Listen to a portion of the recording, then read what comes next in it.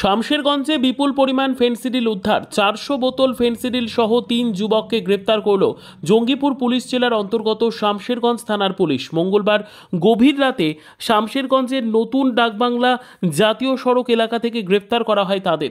Police জানিয়েছে ধৃতদের নাম মোহাম্মদ সামাউন শেখ, মোহাম্মদ আনোয়ার শেখ এবং হাবিবুল্লাহ শেখ।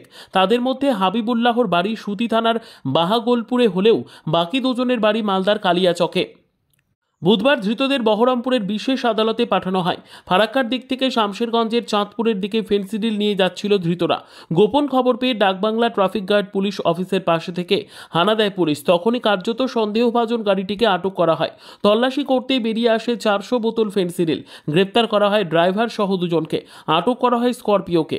কী উদ্দেশ্যে এবং কাকে দেওয়ার জন্য ফেনসিডিলগুলো নিয়ে যাচ্ছিল ধৃতরা তার তদন্ত করে দেখা হচ্ছে শামশেরগঞ্জ থানার পুলিশের পক্ষ থেকে।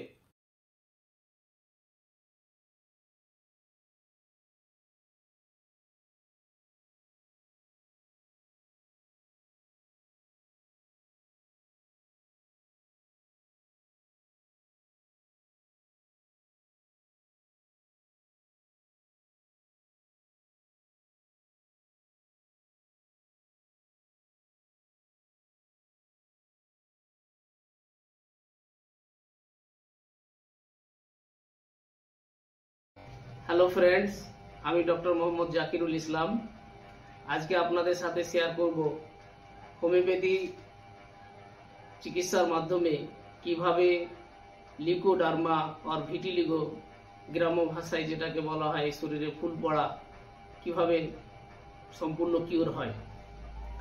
আমার পাশে যে শিশুটি বসে আছে উনি আমার কাছে দীর্ঘ 5 মাস ধরে এই ভিটিলিগোর জন্য, এই শরীরে ফুল পড়ার জন্য ট্রিটমেন্ট করেছেন।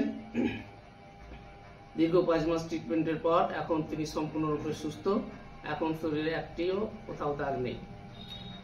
আমরা রোগীর মুখ থেকে আমরা পুরো ঘটনাটা শুনবো। কি সমস্যা নিয়ে এসেছিল? কোথায় কোথায় ছিল? চোখে আর পিঠে। এখন এখন কেমন আছো? ভালো। এখন কোথাও দাগ আছে? না। কতদিন ওষুধ খেয়েছো? 5 মাস। তাহলে আমরা পেশেন্টের মুখ থেকে শুনলাম যে দীর্ঘ 5 মাস ট্রিটমেন্টের পর তার যে শরীরে ফুল পড়া ছিল সেটা এখন সম্পূর্ণরূপে সুস্থ। এখন কোথাও কোনো একটা দাগ নেই।